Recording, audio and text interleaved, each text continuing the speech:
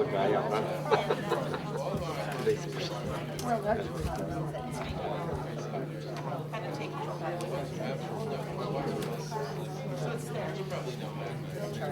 afternoon. Welcome back to our second session. I'm not from Brooklyn, but I'm pretty close. I'm across the river. So that's where that accent is from. I want to join Raymond Cohen in welcoming you to Boston College and congratulate you on the opening discussions. It indicates the conference is going to be very successful. And the Center for Christian Jewish Learning wants to be more and more supportive of this type of academic exchange between the two faith communities. I wish to extend a special welcome to Dr. Bert Garza, the provost of the university, who's been a great supporter of the center, and to Yolanda, his wife, who are with us this afternoon and will be with us at the dinner. It's my privilege to introduce our conference's keynote speaker, Bishop Richard Sklba of Milwaukee. Many years ago, in a lecture at St. James Cathedral in Brooklyn, New York, the bishop used an expression that I find striking. He spoke of a teaching authority of experience. This notion speaks directly to the theme of our conference and captures well what Bishop Sklba brings to us today. He has the teaching authority of an ecclesiastical leader. Ordained in 1959, he was consecrated a bishop 20 years later, and at the time became one of the youngest bishops in the United States. He has served on many church commissions, and most importantly for our concerns, he was chairman of the United States Bishops' Commission for Ecumenical and Interreligious Affairs from 2005 to 2008. He also brings to us the teaching authority of academic experience and leadership. I'm proud to say that Bishop Sklba received 2 of his degrees at Jesuit institutions in Rome, the Gregorian University and the Pontifical Biblical Institute. For some good reason, I'm sure, however, he took his doctorate with the Dominicans at the Pontifical University of St. Thomas, also in Rome. He has published extensively throughout his career and served as the president of the Catholic Biblical Society of America in 1982. 6 years later, he received one of the highest recognitions that American theology confers when he was awarded the Catholic Theological Society's John Courtney Murray Award for Achievement in Theology. Amongst his writings is a volume I very much admire, entitled Pre-Exilic Prophecy, Words of Warning, Dreams of Hopes, Spirituality of Pre-Exilic Prophets. He stresses in this work that the prophets, heroes of faith for all times, need to be understood not primarily as individuals, but as profoundly engaged members of communities. In this, they remind us of the action of God. To quote from the book, "The God of Israel was not isolated in splendor, separate from the forces of creation or the upheavals of history, and neither were the prophets." Please join me in welcoming Bishop Sklba.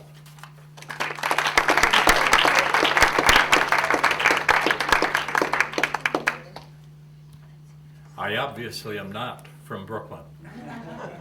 Havarim v'havarot, delighted to be with you, and delighted to share some very small part in the conference that brings us together.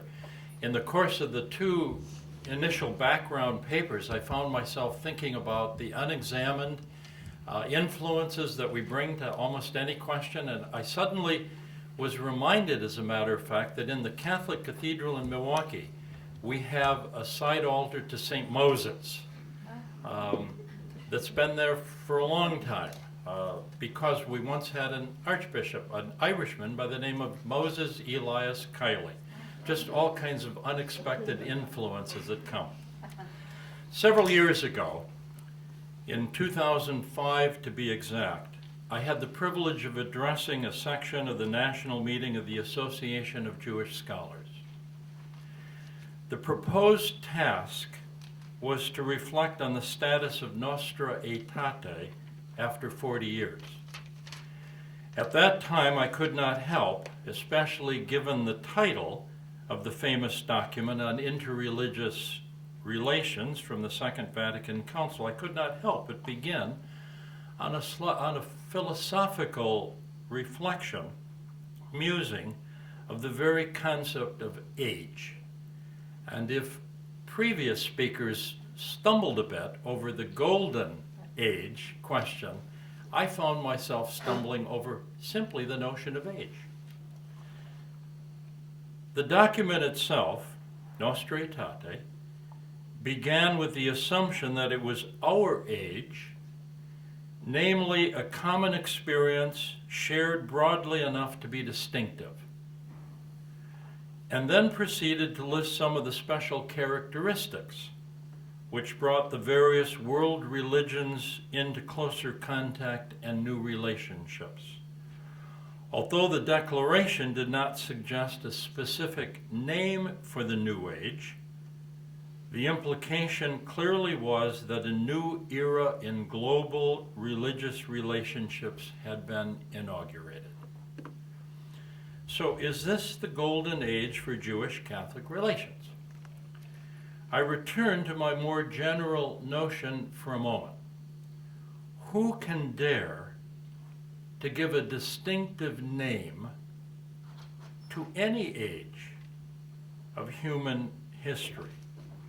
I mean, space age, the age of reason, or the age of communication. By what right and for what reason does one name an age?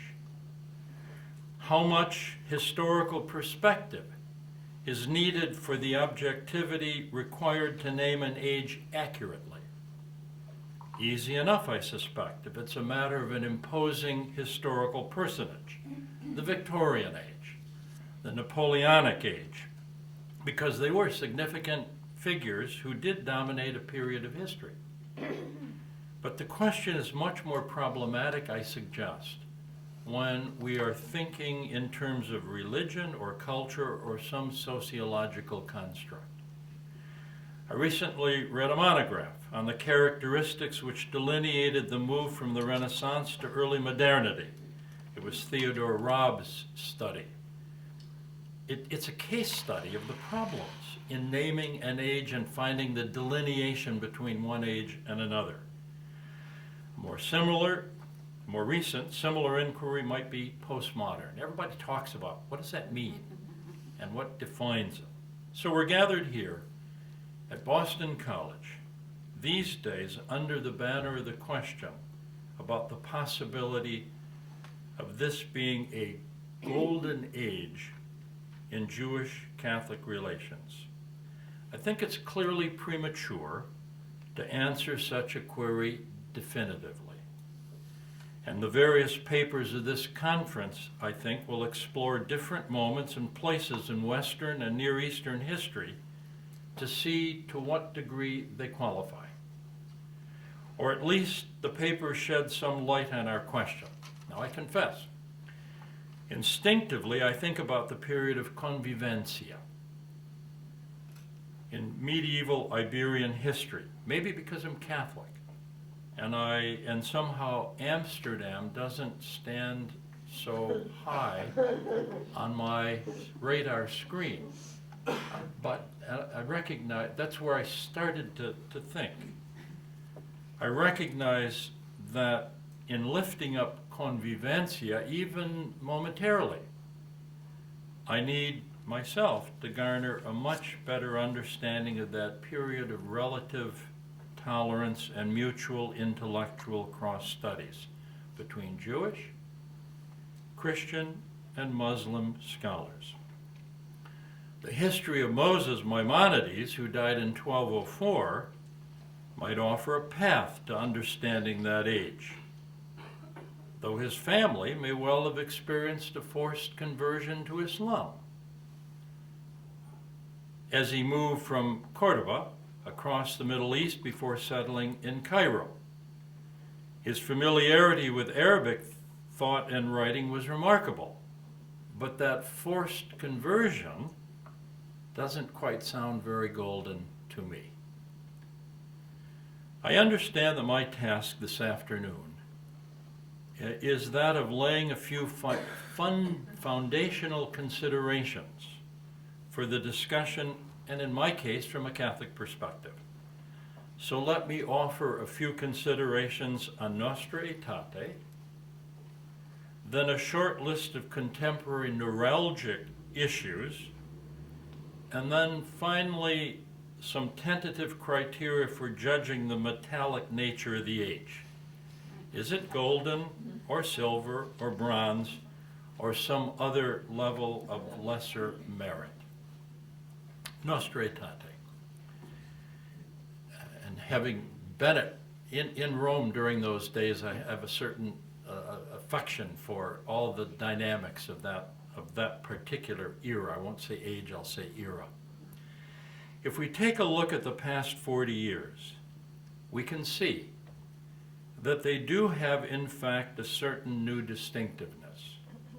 First, there was the remarkable reversal of the Catholic Church's teaching on Judaism, which was formalized by the promulgation of the Declaration on the Relationship of the Church to Non-Christian Religions on October 28, 1965. The final vote for the matter of record was 2,312 to 88.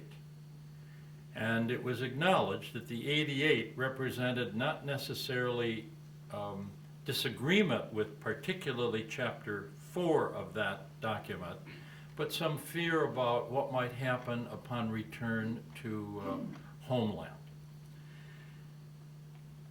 Many contributing factors can be listed by way of preparation and explanation, but the fact is that we have moved Catholic global community tradition dramatically from a teaching of contempt to one of respectful mutual recognition and to a new hoped for partnership and witness to God's covenantal fidelity and in the work of serving the common good.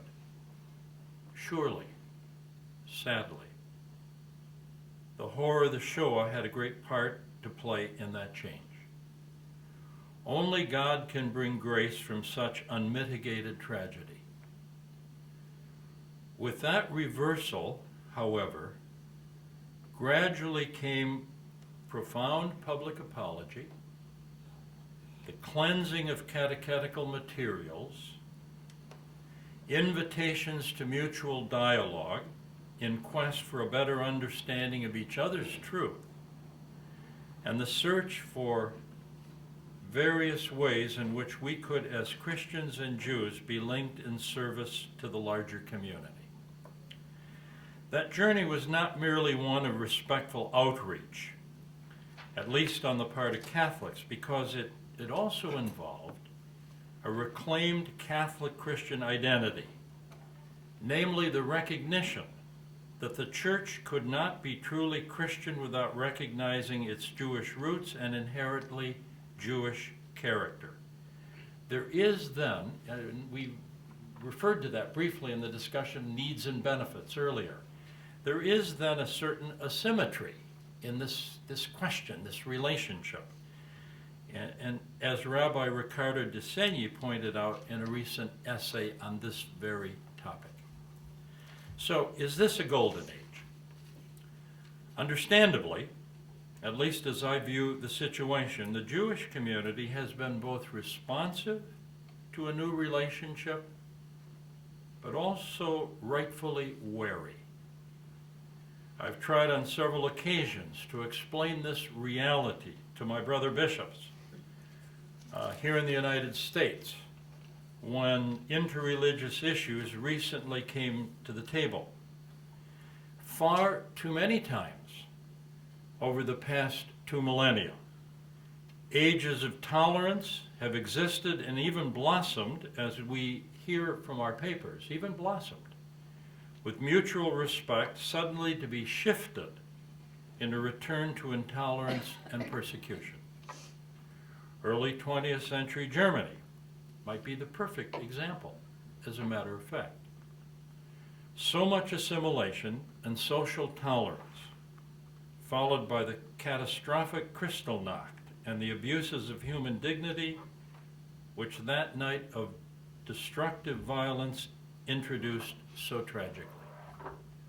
Socially prominent German Jewish leaders sometimes refused to see the early signs of that dreadful blemish on humanity and suffered terribly, as did all of humanity in retrospect.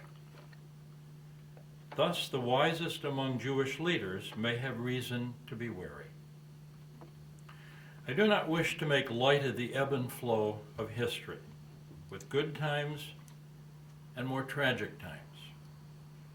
Nor do I want to dismiss them easily or casually. Each generation must reappropriate the lessons of the past for its own day.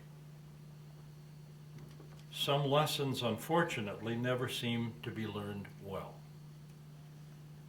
These are very important considerations for all of us as we gather this week. Against that background, then, of significant change and I would acknowledge prudent caution, it's important and honest to list some of the more recent events which have caused concern, both to Jewish and Catholic leaders alike. Recent events which raise counter questions about any such golden age at this point in history. At least 4 events quickly come to my mind. First,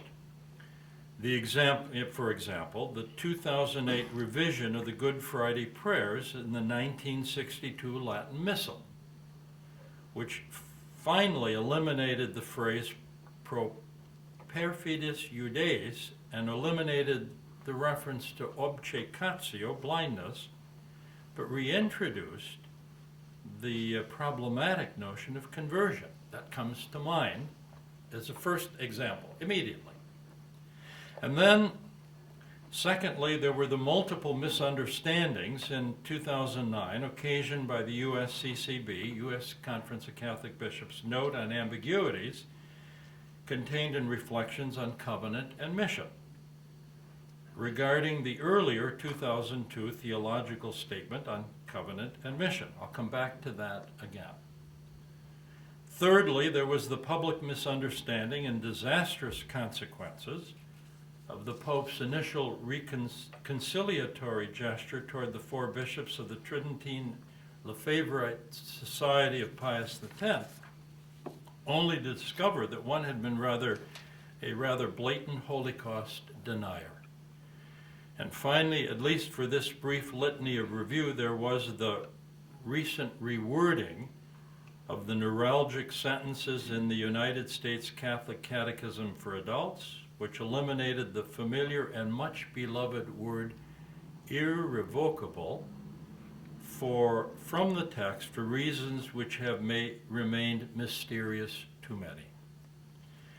I think that we can use a certain shorthand in references to these various events, because everyone, certainly everyone here, I presume, knows precisely the issues to which I refer and can therefore, I presume, fill in the historical names and details in each case.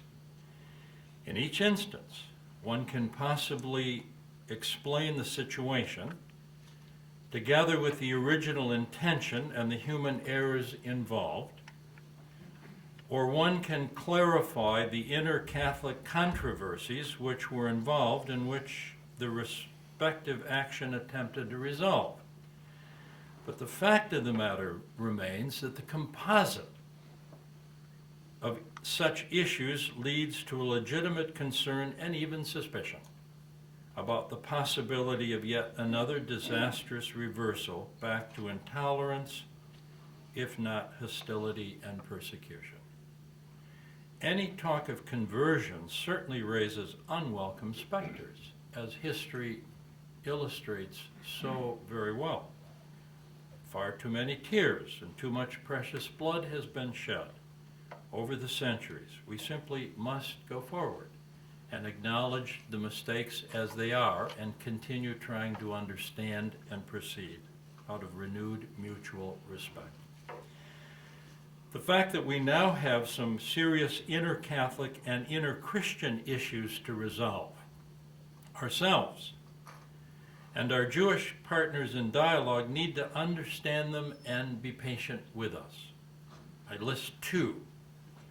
First of all, the need to find a way to maintain both our Christian commitment to seeing Judaism as an irrevocably valid, enduring witness to God's action in history, on the one hand, and I say that regularly at home, back in the Milwaukee area, Wisconsin area, and then very quickly I receive an invitation to contribute to a synagogue's expansion program. When I say I can't imagine can't even imagine a world without the presence of Judaism, then I get an invitation to contribute. So that's one thing. On the one hand, our commitment to seeing Judaism as eternally present, and on the other, our Christian conviction that Christ is the agent of universal redemption. We need to work that out, and I don't think we have yet satisfactorily, but we need to say that. Another issue, neuralgic issue, is the need for Christians to find a way to harmonize the sayings of Paul to the Romans and the statements in the epistle to the Hebrews. Nostra Aetate, in fact, just ignored the Hebrews and chose to go in one direction, but left unresolved an inter-Christian debate, which needs to be resolved in a satisfactory fashion. So these are Christian questions. They're about convictions held in tension. They continue to exist within the context of the deepening relationship of Jewish-Catholic friendship experienced in the last 4 decades. And they require honest discussion. It could be a clear sign of growing maturity if respective partners can understand such intra-community dynamics for what they are, and not read into the squabbles or contemporary theological disputations an agenda which doesn't really exist. That, however, is a challenge not easily sorted out, especially in an age of such recent transformation in the relationship. Conversely, when each of us attempts to deal with our own problems, another sign of interreligious maturity will be found in a constant vigilance to make sure that our own communication is attentive to the way in which the partner could misunderstand what we say and what we mean when we say it. I think the late Pope John Paul II was excellent at that, namely always phrasing something in a way that could be understood. Others have not been so successful. The point is that even internal communication has echoes and sometimes negative consequences. A golden age would know and respect that instinctively. So, is this a golden age? As I began to explore the topic given to me for this conference, it struck me that we might be able, or I might be able, to garner some wisdom and direction from ordinary family dynamics. After all, we do have the cherished memory of Blessed John the 23rd entering an encounter with Jewish leaders with the words, "Ecco mi sono Giuseppe suo fratello." I'm Joseph, your brother. From Genesis 45, verse 4. It immediately resonated and created a warmth. We also recall the reference of John Paul II in 1986, when visiting the great synagogue in Rome, to the Jewish people as our older brothers. I mean, there's some family dynamics in those greetings that I think should be mined more carefully, and I intend to do that briefly now. Granted, our historical keenness is sharpened by contemporary study. Given that, it may well be that a more careful understanding of the precise and somewhat tangled interrelationship between our traditions may show that the foundational biblical texts of Christianity are in fact older than Talmudic texts of early Judaism. Would that ever lead someone to suggest reversing the relationship? I don't know. But in any case, I think we can harvest some insights from our discussion of family dynamics.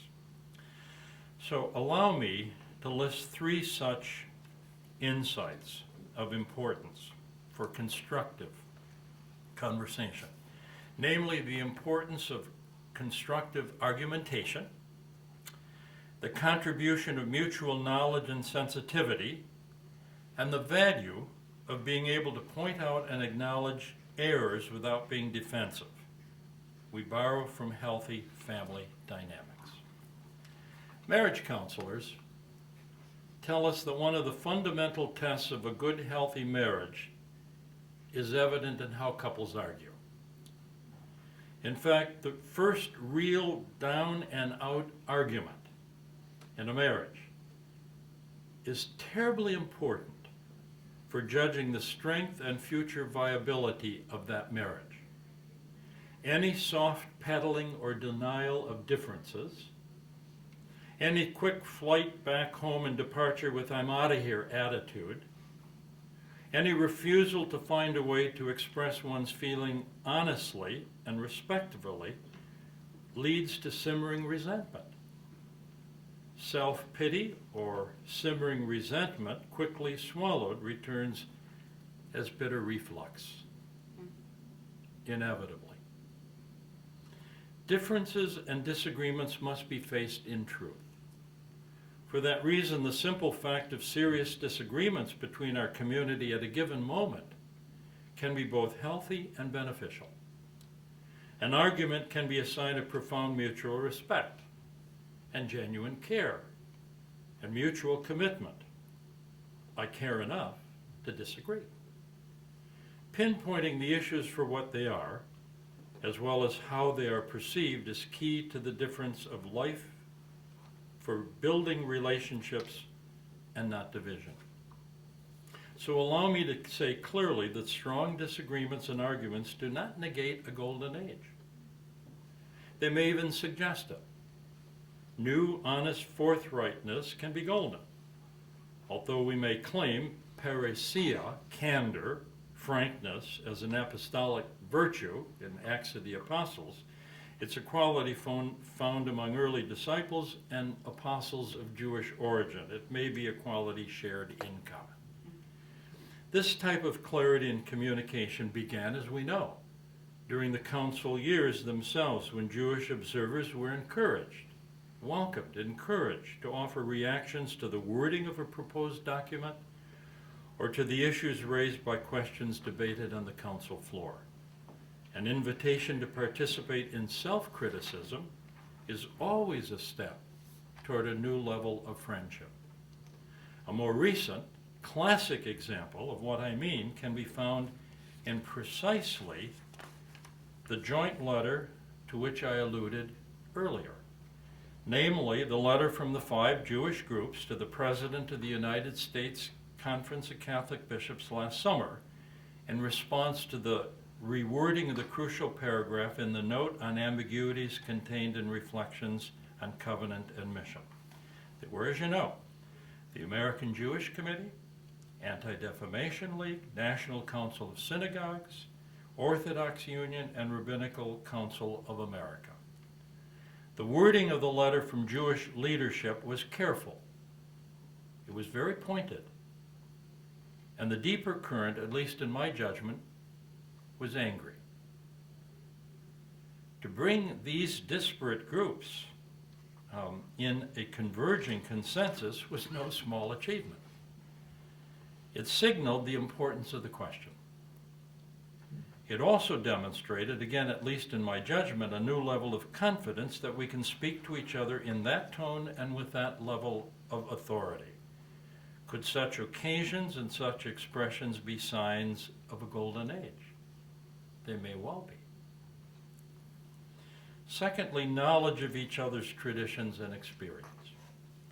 To linger a little further over our initial reference to and borrowing from family dynamics, we know how important it is for newly married couples to understand each other's family traditions and histories.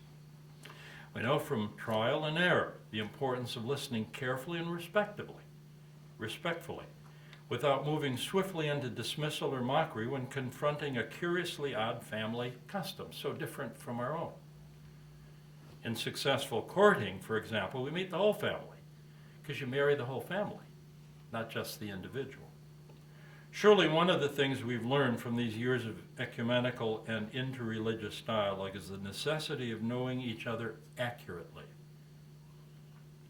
That means never to presume that we can explain another's belief without using their words, citing their own traditions, and making absolutely sure the accuracy of our references.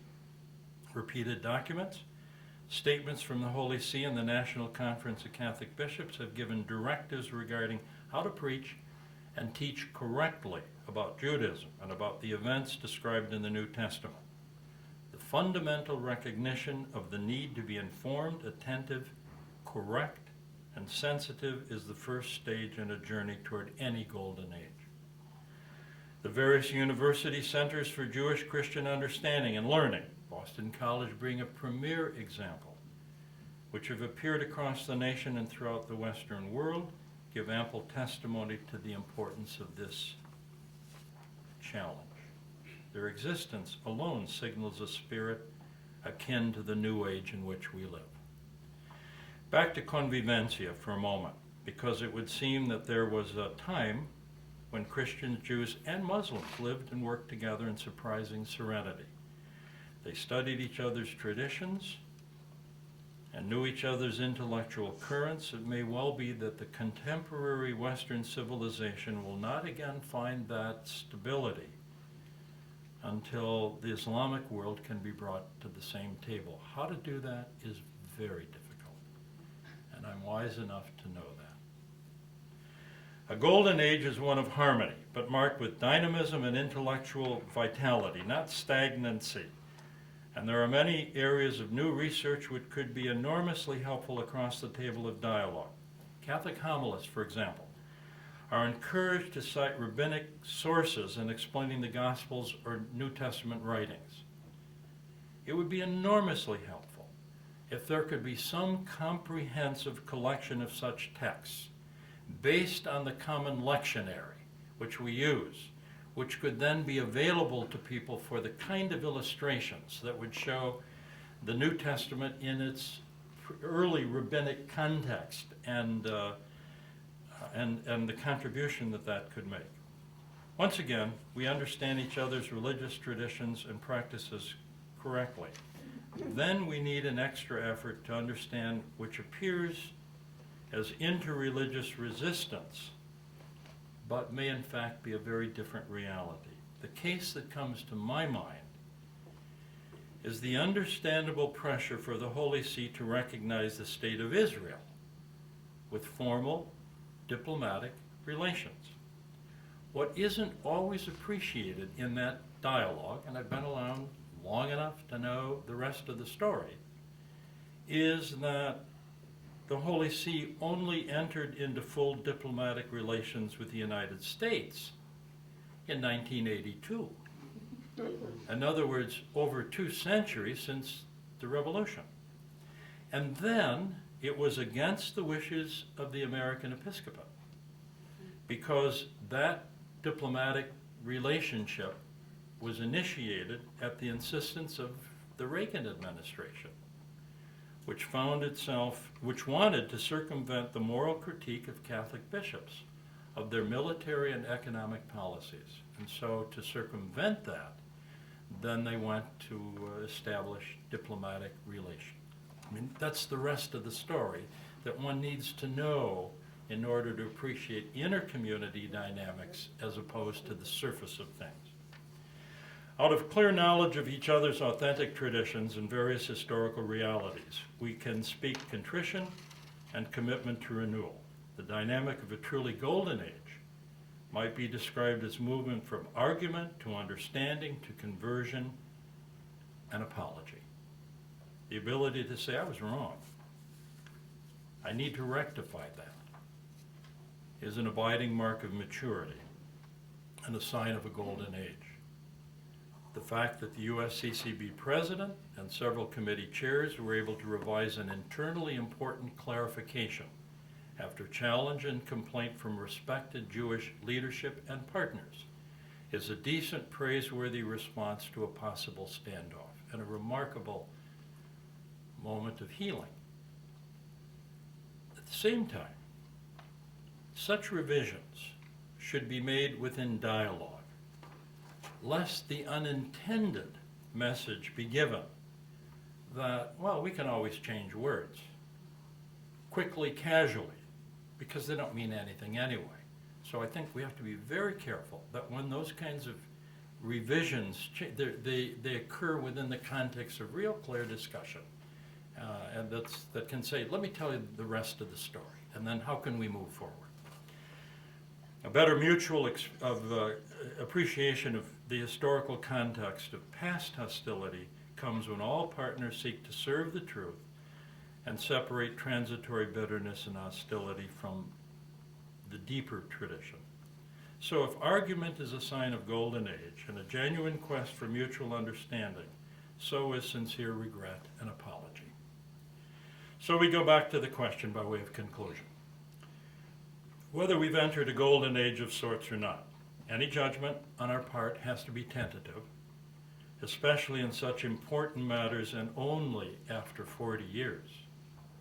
The backdrop of history is too long and fraught with sufficient pain and blame all around to move easily and blithely into labeling a relationship golden. There have definitely come into being some rich friendships across this interreligious Jewish-Catholic divide. And it was St. Augustine, possibly quoting Cicero, who said, nihil nisi per amicitiam. Nothing happens except through friendship. And in that case, it was primarily conversion that he was talking about. Nihil nisi per amicitiam. There will be no golden age without such friendships and the ensuing capacity to see things through the eyes of a respected colleague. When all is said and done, I suspect that we're not in any condition to offer a judgment on the question. The fact of the matter is that things are too inconclusive at the moment for any solid assessment. Unfortunately, we could go either way, namely into a stable, profound relationship of mutual partnership, or spin off into space like a rogue space station and disintegrate into splinters. But I, for one, believe in a God that opens up graves, Ezekiel 37, even the ones we dig for ourselves. I do know, however, that the number 40 is a significant number in biblical lore. Like the 40 years of Israel in the desert, or the 40 days of Moses on Mount Sinai, or the 40 days of Elijah on Mount Carmel, or even like the 40 days of Jesus in the desert, or his 40 days of life with his disciples after the resurrection, the number 40 always presages a period of great grace and suggests preparation for a new action or revelation of God. It may well be that these 40 years plus since Nostra Aetate will represent a truly wonderful time of preparation for a new beginning. Perhaps a Bronze Age in terms of Jewish-Catholic relationship. And that is a reference to archaeology as well. It was only the beginning of so many wonderful things. May God grant the grace of full new beginning to each and every one of us, and may God make us worthy of what we seek. Thank you very much.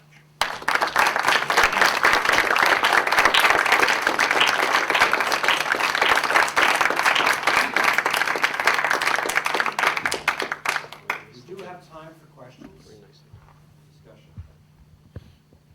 Raymond. I'd like to say from the bottom of my heart how moved I was by your words and how much I agree with your very wise comments, particularly the significance of respectful dialogue or conversation. It seems to me that since the Middle Ages, one of the great burdens on Christian-Jewish relations has been the recollection of the disputations that occurred at that time between Christians and Jews, which are recorded in Jewish documents to this day, that are accessible, and that create an effect on the collective consciousness.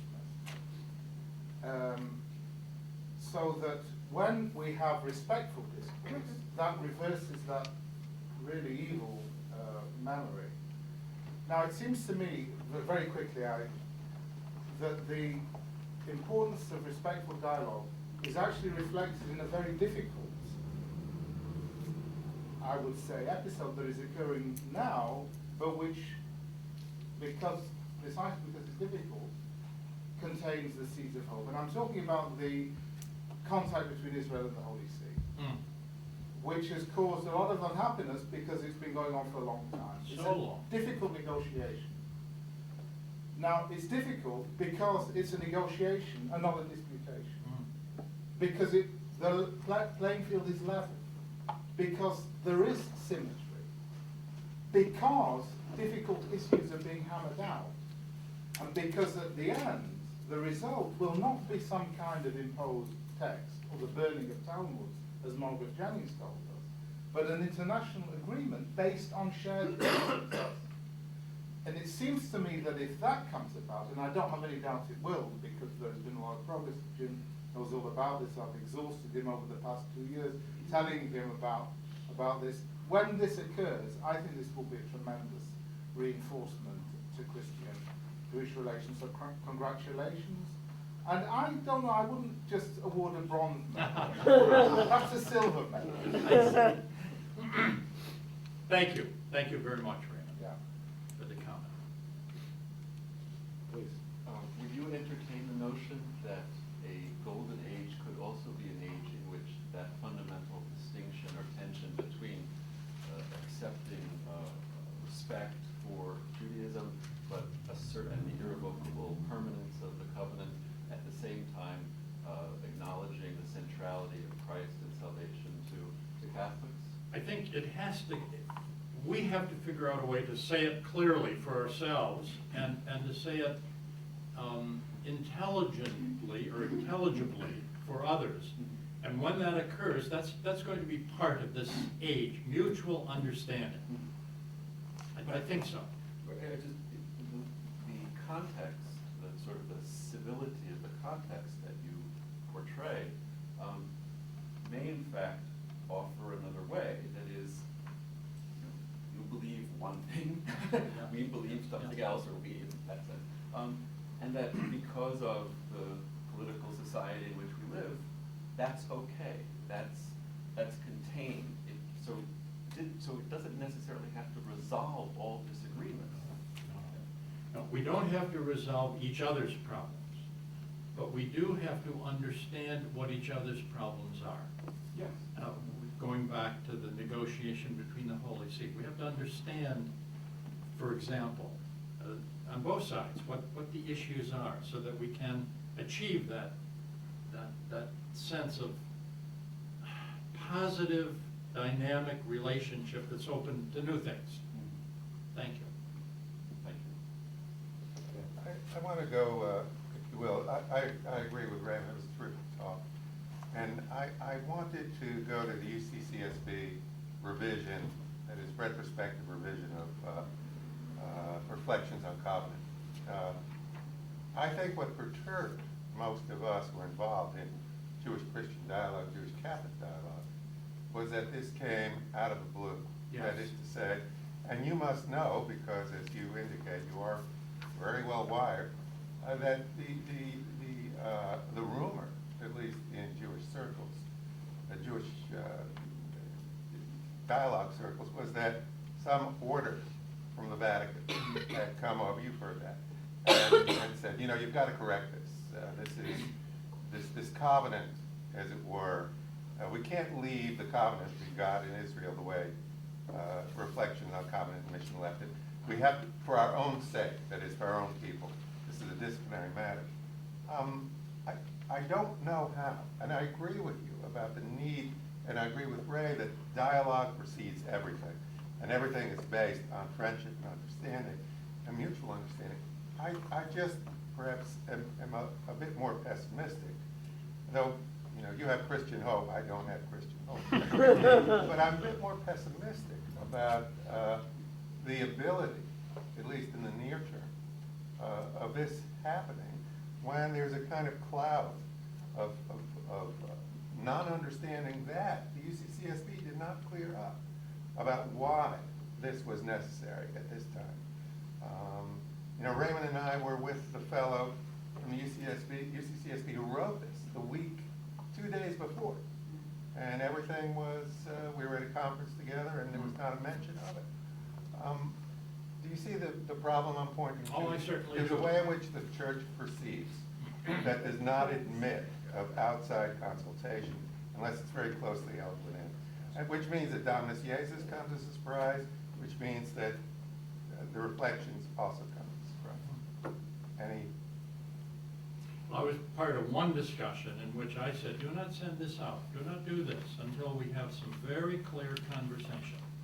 Because it is the preceding conversation that creates some kind of level table for mutual understanding.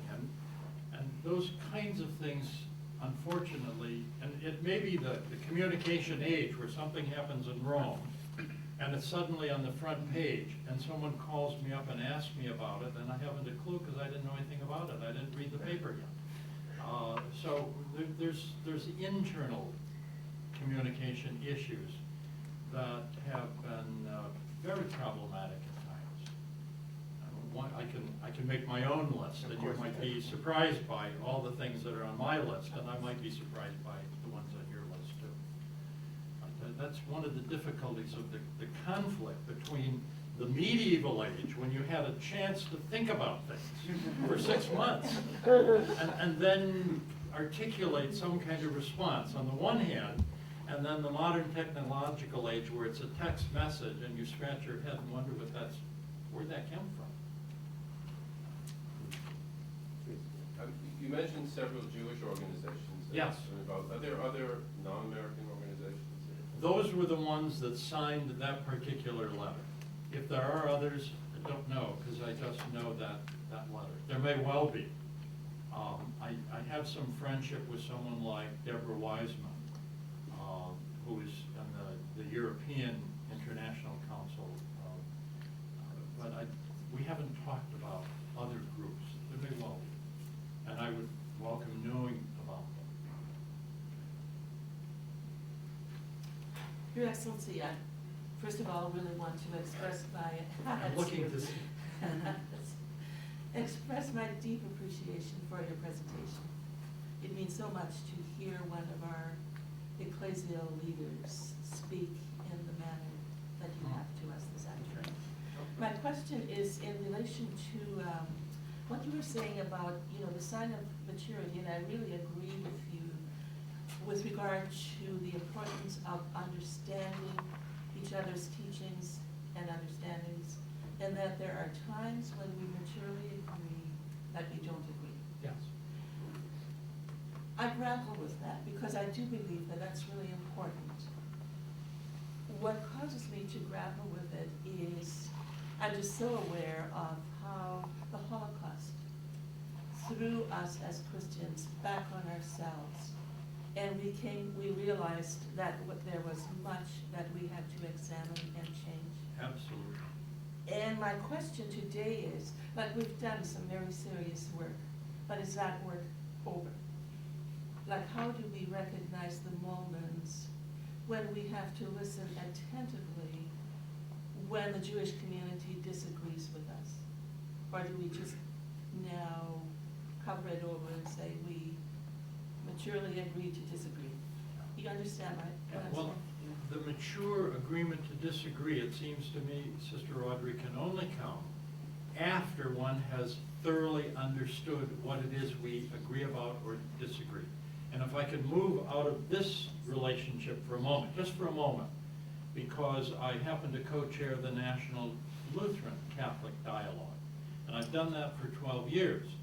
And how often, at a certain moment in the conversation, we will find ourselves saying, well, if that's what you mean by those words, that's what we believe also. But it takes a period of time to sort out the words and the language in order to find the nub of the truth. So I come back and say, it isn't mature to say, oh yeah, well, we agree to disagree, until one has thoroughly and profoundly and historically examined the history of it all. And as people of the Jewish tradition and Catholic tradition, we know history is important. And we cannot proceed without knowing the history of everything. We have one last question back here, please. Thank you very much. I so appreciate your kindness and your demeanor, Bishop, as well as the information that you shared with us. My question is about not so much mutual understanding, but self-understanding. And I think that in Christianity, in Catholicism, the issues of catechetics and preaching obviously lead to our self-understanding. And sometimes I think that our narrative of understanding needs to be acknowledged as one built somewhat on polemic. As what? Built on polemic. Okay. And so when I listen to someone preach, or I hear people teach, oftentimes that which is so in our marrow bone comes out as other than mutual understanding, to say the least. So I wonder, is there anything you can say to that? Well, except it's a problem for everyone. And there's so much unexamined assumptions in the way we preach and teach, which have to be confronted. I made many enemies locally when I wrote a column back in Milwaukee in response to the Mel Gibson film, in which I said I did not think a parent should allow a Catholic child to see that. It seemed to me so problematic in a very subtle kind of way that I thought it was contrary to Catholic faith. Well, you can imagine this was not well received, but I believe it. So I go back to what I think your question is about, namely the recognition that there's so many things that need to be carefully sifted in what we sort of instinctively say by reason of commentary on the scriptures, preaching, teaching, etc. And that's why the asymmetry that Rabbi Ricardo de Seigne pointed out between the absolute necessity of Christianity to recognize its inherently Jewish character on the one hand, it is a need for us. The Jewish tradition doesn't need Christianity in that way for self-identification. There's some interesting developments on that. So that's how I quickly understand what I think you commented. I want to thank you very much.